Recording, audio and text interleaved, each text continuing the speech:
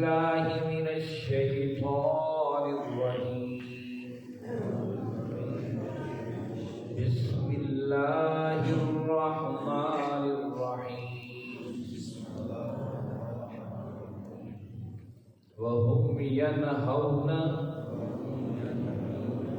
عنه وينهون عنه وإن يهلكون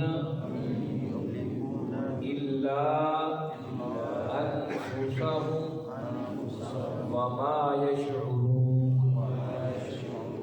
ولو ترى إذ وقفوا على النار فقالوا يا ليتنا نرد ولا نكذب بآيات ربنا ونكون من المؤمنين. بل بدا لهم ما كانوا يخفون من قبل ولو ردوا لعادوا لما نهوا عنه وإنهم لكاذبون. وقالوا إن هي إلا حياتنا الدنيا وما نحن بمبعوثين. ولو ترى إذ وقفوا على ربهم قال أليس هذا بالحق قالوا بلى وربنا قال فذوقوا العذاب بما كنتم تكفرون. قد خسر الذين كذبوا بلقاء الله حتى إذا جاءتهم الساعة بغتة قالوا يا حسرتنا على ما فرطنا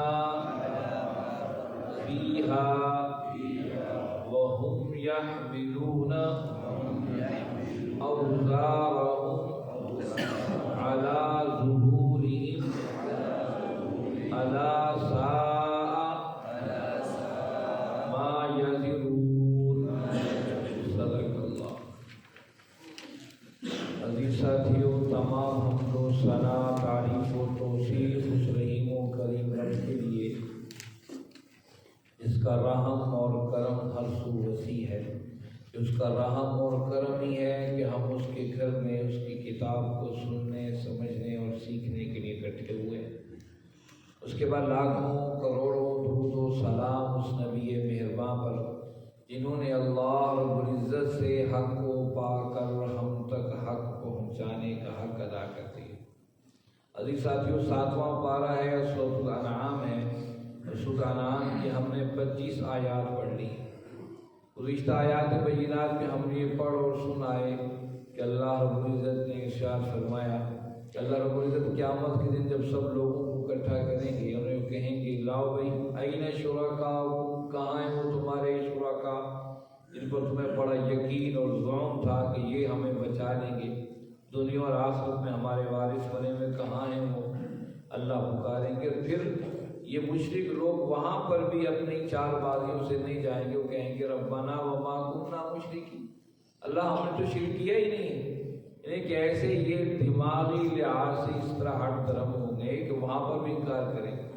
اللہ پھر تم کو سارے مناظر دکھا دے گا اور تمہیں یقین ہو جائے گا کہ واقعی اب ہم کہیں سے بھاگ نہیں سکتے. تو اللہ رب العزت نے فرمایا کہ یہ لوگ یہ بھی کہتے ہیں ساتھ ہی لوگ، یہ تو پرانی قصے کہانیاں ہیں، اور ہمیشہ سے جو بھی اللہ کا پیغام لے کر اٹھا، لوگ کہتے ہیں پرانی باتیں، کوئی نئی بات کرتے ہیں، تو اللہ رب العزت نے بتایا کہ ہمیشہ سے حق کے مقابل جو بھی طاقتیں ہیں وہ حق کے حوالے سے ایسی الٹی سیدھی الزامات لگاتی ہیں۔ یہ تھی گزشتہ آیات۔ آج کا سبق آیت نمبر 26 سے شروع ہو رہا ہے۔ فرمایا اعوذ باللہ من الشیطان الرجیم وَهُمْ يَنْهَوْنَ عَنْهُ، اور وہ روکتے ہیں اسے، وَيَنْأَوْنَ عَنْهُ، اور خود بھی گریز کرتے ہیں، وَيُهْلِكُونَ إِلَّا أَنفُسَهُمْ، اور وہ اپنے آپ کو ہلاک کر رہے ہیں، وَمَا يَشْعُرُونَ، اس کا انہیں احساس تک نہیں ہے۔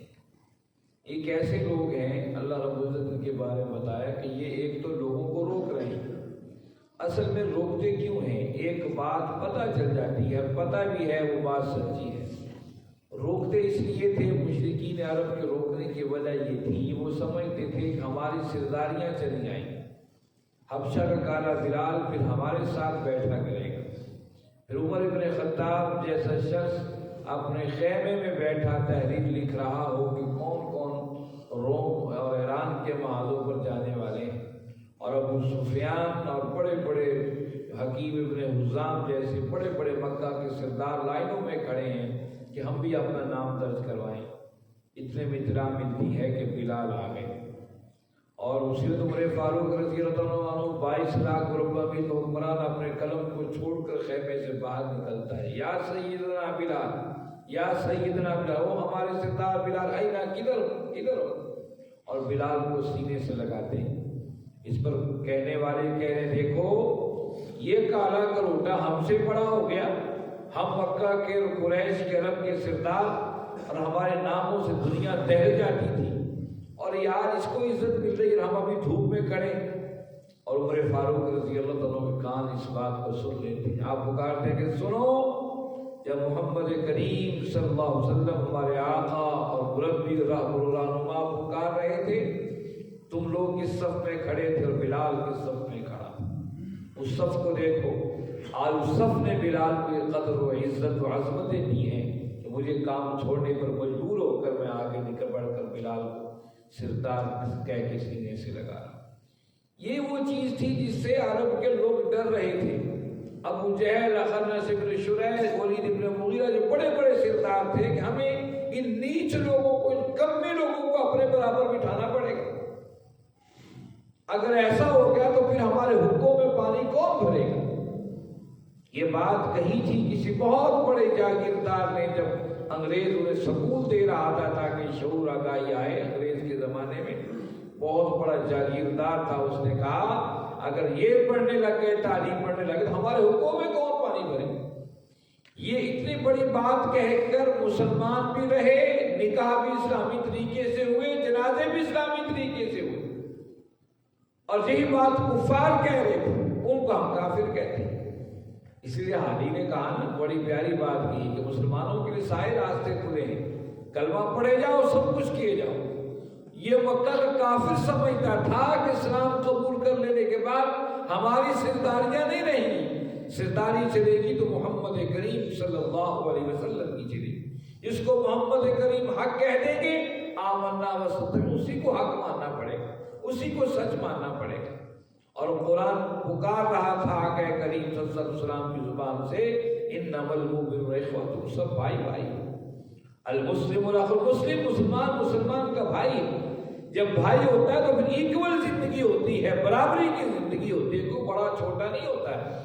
پھر اگر بڑائی ملتی ہے، اقربکم عند اللہ اتقاکم، اللہ کے ہاں تقوی، پرہیزگاری، نیکی اور خیر کی طرف بڑھنے والا وہ سب سے زیادہ افضل گنا جاتا ہے۔ آج ہمارے ہاں سب سے بڑا بیوقوف گنا جاتا ہے جو صدقہ خیرات کرے، نیکی کام کرے، لیکن اپنے پیسے دولت کو ضائع کر رہے ہیں۔ یہ کیا کہ جا کے روز 5 ٹائم مسجد میں جا کے نمازیں پڑھتے رہے، کوئی اور بھی دنیا کے کام پڑھے۔ یہی بات وہ قرآن کہتا ہے وَهُمْ يَنْهَوْنَ عَنْهُ، وہ روک بھی رہے تھے، وَيَنْهَوْنَ عَنْهُ، اور اس سے پرہیز بھی کر رہے تھے، وَيُهْلِكُوا إِلَّا أَنفُسَهُمْ وَمَا يَشْعُرُونَ، اور وہ اپنے آپ کو ہلاکتوں میں ڈالے جا رہے تھے لیکن انہیں اس کا احساس نہیں تھا۔ ہم کتنی بڑی غلطی کر رہے، اسلام نے غالب ہونا ہی ہونا ہے، مکہ اور مدینے کی معاشرت کو تبدیل ہونا ہی ہونا ہے، لیکن آج بھی ثواب لبیک کہنے کا وہ اچھے اور خیر کے لوگوں میں شامل ہو جائے گا۔ اور یہ ہونا ہی ہونا ہے کہ سب کی برابری ہو، اور پھر برابری ہوتی تھی، اس حد تک برابری ہو گئی تصور ہی نہیں تھا۔ عمر فاروق رضی اللہ عنہ کو جب عمر خلیفہ بنے، کہا سنو میری بات پر عمل کرو گے، جو میں کہتا ہوں مانو گے؟ ایک مسجد نبوی کے آخری دروازے کے میں بدو جوتیوں میں بیٹھا ہوا تھا، اس کے کپڑے پھٹے ہوئے، تلوار نکل، کہا عمر ہم جب تک مانیں گے جب تک تم اللہ اور اس کے رسول کے احکامات کی پاسداری کرتے رہو۔ جب تم نے اللہ اور اس کے رسول کے احکامات کی پاسداری چھوڑ دی، پھر تلوار تمہاری زندگی کا فیصلہ کر دے گی۔ یہ کیا تصور تھا؟ یہ چند دنوں کے بعد اتنا بڑا اعلان حکمران کے سامنے ہو رہا ہے، جبکہ تصور نہ روم میں تھا نہ یونان میں تھا، نہ ایران کی بادشاہتوں کے اندر تھا، نہ خود عرب کی سرزمین میں ایسا واقعہ کبھی نہیں ہوا تھا۔ یہ ہے وہ زندگی جو اللہ کے رسول دے کر گئے تھے، اور قرآن دے رہا تھا۔ اسی کو قرآن کہتا ہے وَهُمْ يَنْهَوْنَ عَنْهُ، وہ روک رہے تھے وَيَنْهَوْنَ عَنْهُ، اور خود بھی اسے گریزاں تھے کہ حالانکہ وہ اپنے آپ کو ہلاکت میں ڈال رہے تھے، ان میں اس کا احساس نہیں تھا۔ وَلَوْ تَرَىٰ، کاش تم انہیں دیکھو، اذا وقفوا، جب کھڑے کیے جائیں گے، علی النار، آگ کے اوپر، فقالوا، بس وہ کہیں گے یا لیتنا، کاش ہم نردو، واپس لوٹ جائیں، ولا نکذب بآیات، اور ہم تکذیب نہیں کریں گے بآیات ربنا، اپنے رب کی آیات کی، ونکون من المؤمنین، ہم پکے مومن بنیں گے۔ اللہ رب العزت نے فرمایا کہ میرے محمد صلی اللہ علیہ وسلم سے بات کہہ دیجیے، ولو ترا، کاش اس منظر کو دیکھ لیں جب انہیں جہنم کے اوپر کھڑا کیا جائے گا، جب جہنم کی آگ کی تپش دیکھیں گے، پھر پکاریں گے ہو ہم نے بڑی غلطی کر لی، ہم نے جھٹلا کر بڑی غلطی کی، ہمیں اللہ واپس بھیج، اب غلطی ہو، اب ہم پکے مومن بن کے دکھائیں گے، ہم پکے مومن بنیں گے۔ لیکن اللہ رب العزت نے بتایا اس انسان کی نیچر کیا ہے۔ بل بدا لهم ما كانوا يخفون من قبل، بلکہ اس حقیقت کو یہ جان جائیں گے جو اس دن چھپا، جو زندگی بھر اس سے پہلے چھپاتے رہے۔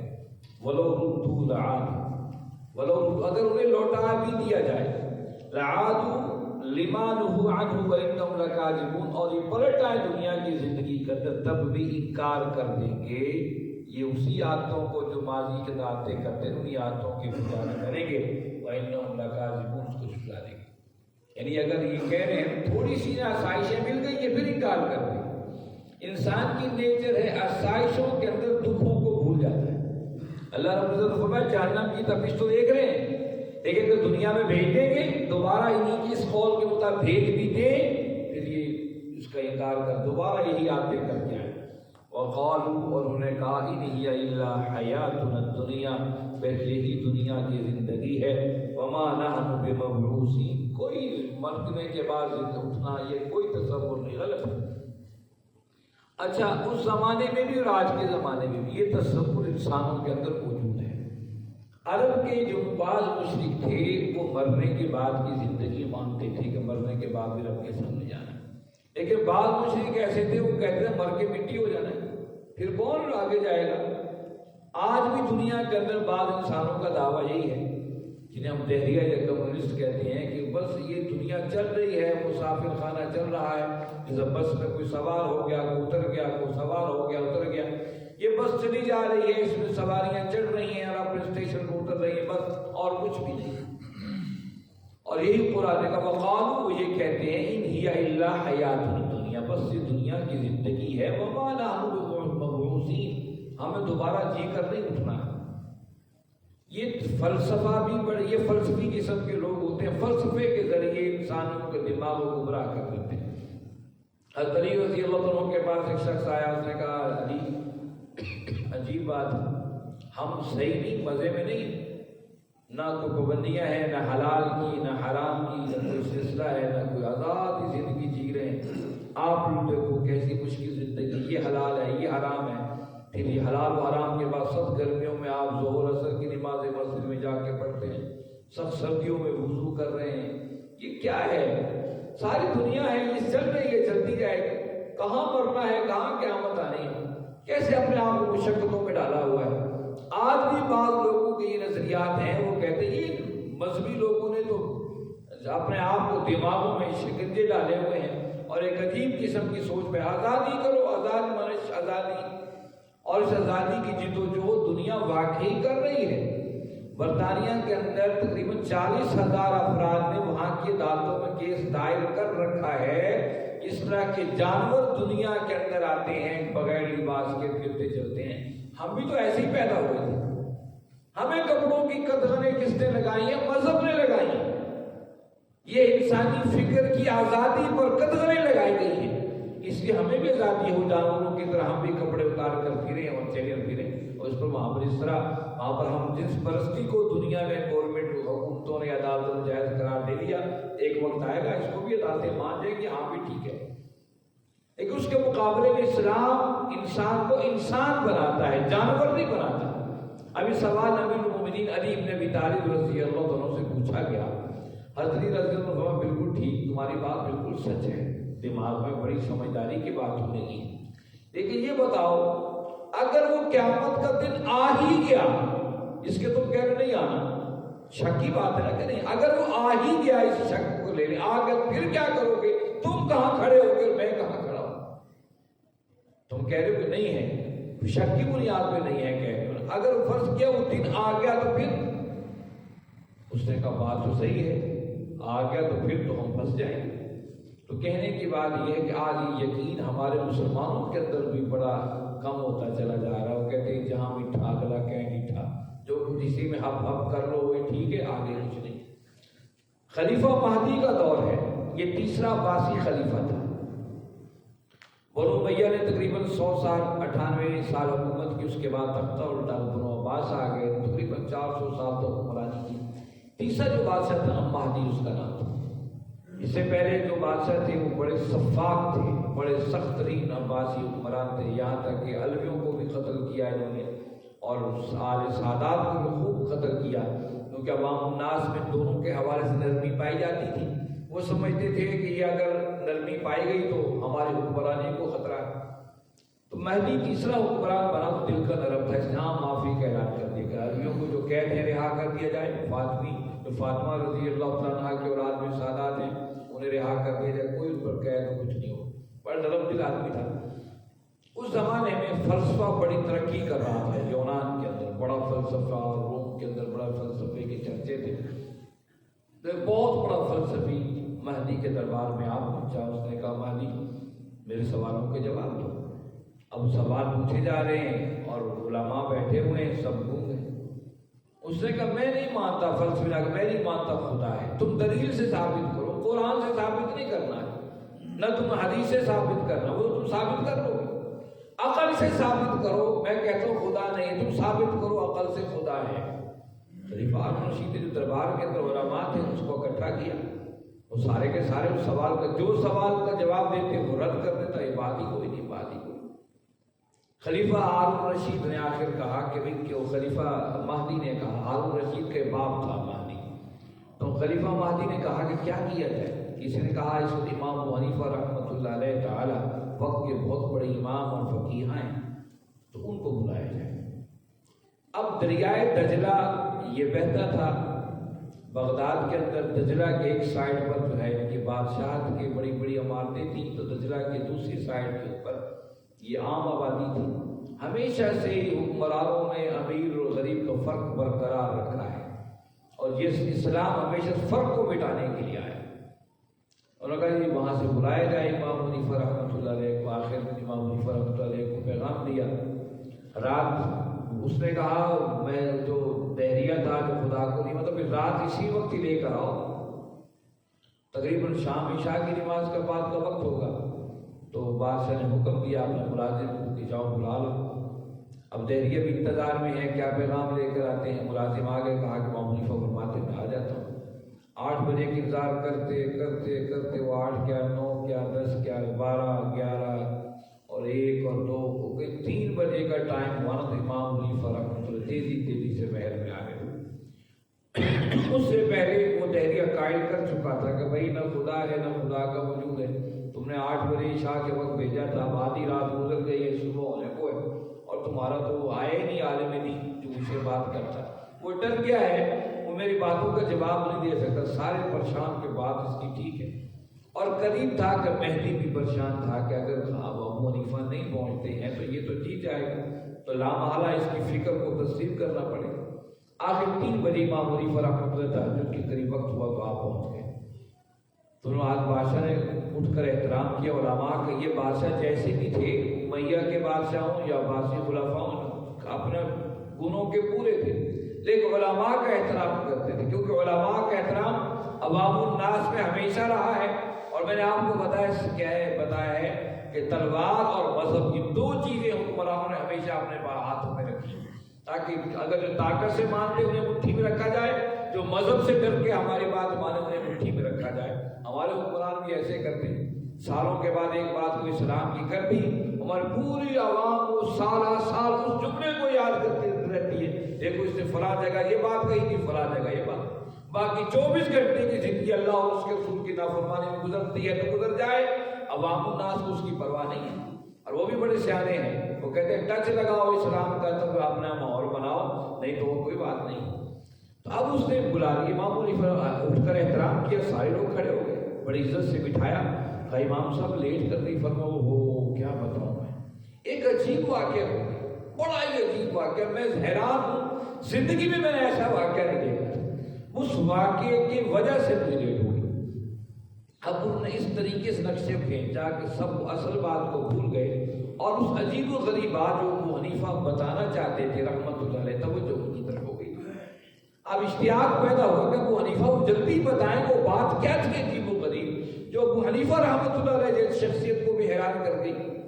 ان کا بات یہ ہے، آخر لوگوں کو بات تو بتائی، کہا یہ ہے کہ میں جب آیا دجلہ کے کنارے پر، وہاں کشتی کوئی نہیں تھی، مجھے حکم بھی تھا بادشاہ کا، میں جلدی پہنچنا بھی تھا، آپ کا 8 بجے ملازم اطلاع دے کر چلا گیا، میں انتظار کرتا رہا، کیسے کوئی کشتی نہیں، 2 گھنٹے انتظار کیا، 3 گھنٹے میں، رات کے 2 بج گئے انتظار کرتے کرتے، اچانک میں دیکھا کہ پھٹے دریا سے نکلنے شروع ہو گئے، میں حیران ہو رہا تھا، پھٹے نکل رہے، اچانک پھٹے آپس میں جڑنے لگ گئے، اور میں دیکھ رہا تھا کوئی جوڑنے والا بھی نہیں ہے۔ پھر میں دیکھا کہ اس دریا نے کھیر اگل دی ہے، ہم کھیر اس میں ٹھک رہے ہیں۔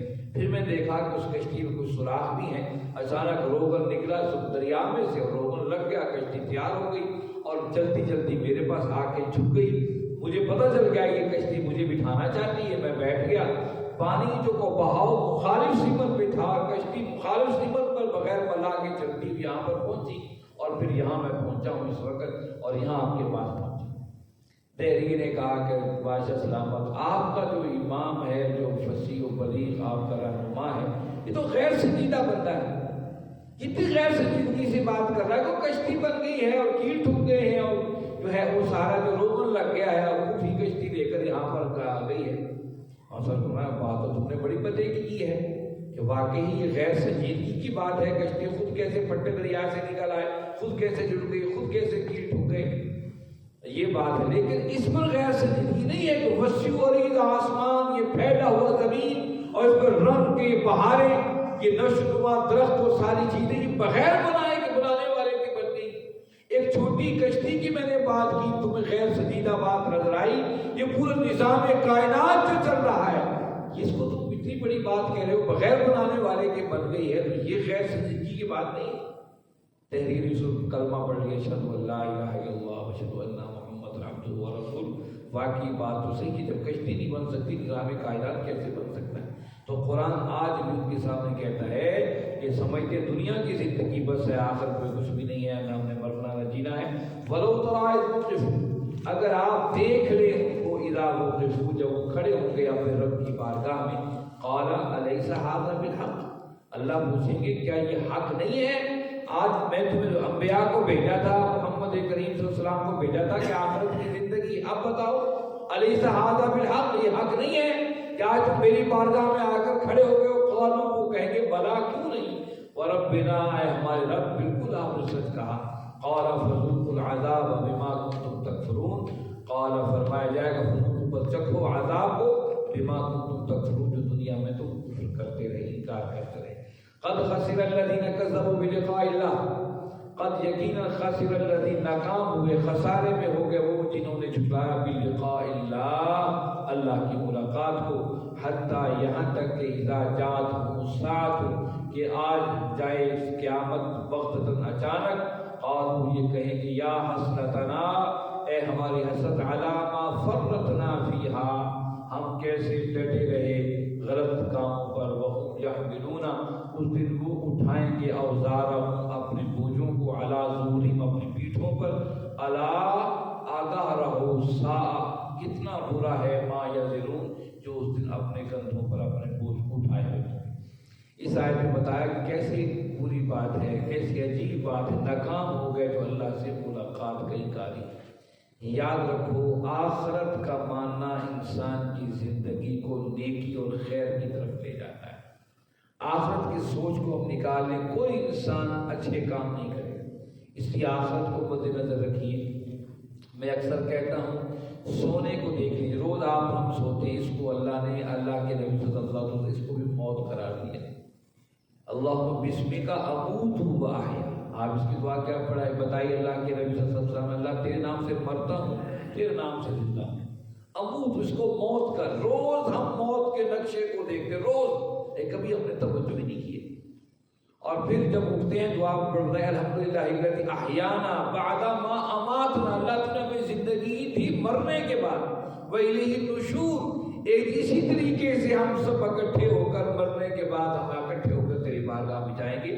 گویا کہ روزانہ موت کی یاد دہانی نیند کی شکل میں اس انسان کو روز بتائی گئی ہے۔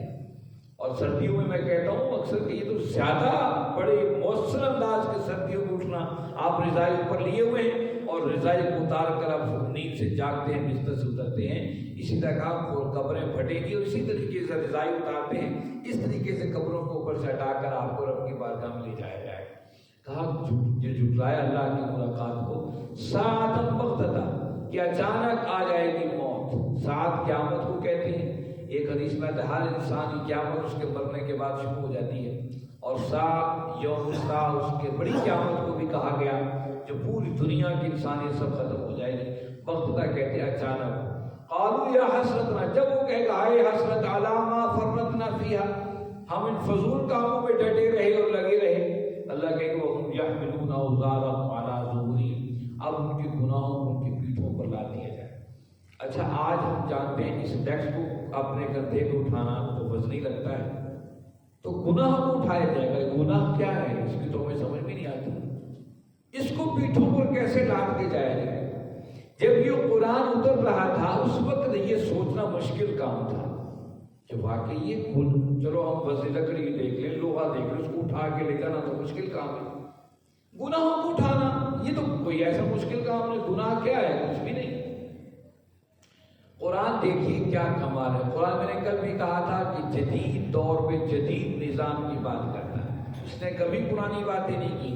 پرانی باتیں اس لیے کی تاکہ انسان ماضی کو دیکھے اور اپنے مستقبل کو درست کرے۔ قرآن ہر دور میں جدید رہا ہے۔ اس زمانے میں مشکل تھی کہ گناہ کیا چیز ہوتی ہے، اس کا وزن کیسے ہوگا، لکڑی کی طرح ہوگا، لوہے کی طرح ہوگا، لیکن آج جب کہ انسان نے ہوا کا وزن کر لیا ہے، آپ کی گاڑیوں کے ٹائروں کے اندر جو ہوا بھری جاتی ہے اس کا ایک وزن ہوتا ہے، اور کہتے ہیں اتنے وزن کی بھرنی، اتنے پاؤنڈ کی بھرنی ہے۔ گویا کہ ہوا کے وزن کو دنیا نے آج کیچ کر لیا ہے، اس کو پابند کر لیا ہے، تو گناہ کو اٹھانا، بوجھ پر اپنے کندھوں پر بوجھ کو اٹھانا، وہ ہمیں آج سمجھ میں آتی ہے کہ ہوا جیسی چیز جو ہمیں غیر محسوس نظر آتی ہے، اس کے جب انسان نے وزن کر لیا، بلکہ انسان نے تو انسان کی روح کا وزن کر لیا کہ روح کتنے وزن کی ہوتی ہے۔ جب انسان کے جسم میں روح نکلتی ہے تو پھر کتنا ہلکا وزن انسان کے جسم میں ہو جاتا ہے، یہاں تک انسان نے تلاش کر لیا ہے۔ تو گناہوں کے وزن کو ڈھونڈنا کیا مشکل ہے۔ الا ساء ما یزرون، الا، خبردار رہو، آگاہ رہو۔ الا قرآن مجید میں وہیں آتا ہے یا کسی خطرناک چیز کو بتانا ہو، دیکھو خبردار لکھا ہوتا ہے نا، خبردار، احتیاط سے گاڑی چلائی، آگے جو ہے وہ گڑھے ہیں، یا آگے موڑ ہے، یا آگے سڑک بن رہی ہے، خطرہ کا لفظ لکھ دیا جاتا ہے۔ یہ الا کا مطلب وہ خطرہ ہے، الا، آگاہ رہو، سمجھو، سنو، ساء ما یزرون، کتنا برا ہے جو وہ بوجھ اٹھائے ہوئے ہوں گے۔ گویا کہ اللہ نے اس بوجھ کو اٹھانے، آپ دیکھیے مارکیٹ جاتے ہیں، آپ لوگ بازار سے خریدنے جاتے ہیں، آپ کو شاپر پکڑ کر راستے میں لے کر آنا پڑے، سامان شاپر، بعض لوگ شاپر کو پکڑنے کو اور گزرتے ہوئے شرمندگی محسوس ہو جائے، فلاں بھی جانے والا تھا اور میں شاپر ہاتھ میں پکڑ کے لے کر آ رہا ہوں. ایک چھوٹی سی بات. تبلیغ جماعت والے بستر اٹھا کے چلتے ہیں, ہم کو بھی سوچے بستر اٹھا کر ہمیں نکل کے جانا پڑے, کتنا مشکل کام. انسان کو تھوڑی جھجک محسوس ہوتی ہے, کیسے چل لیتے ہیں, کیسے کر لیتے ہیں. تو میدان حشر کے اندر جب بوجھ اٹھا کر چلے جائیں گے تو کتنا برا منظر ہوگا. اللہ نے اسی منظر کو دنیا کے اندر یاد دلوایا ہے. تو میرے بھائیوں, اس منظر سے جب اپنے بوجھوں کو اٹھائیں گے, کاش ہم نیکیوں کے پرڑوں کو وزنی آج دنیا میں کر لیں. اللہ رب العزت سے دعا ہے, اللہ رب العزت آپ اور ہم سب کو سمجھنے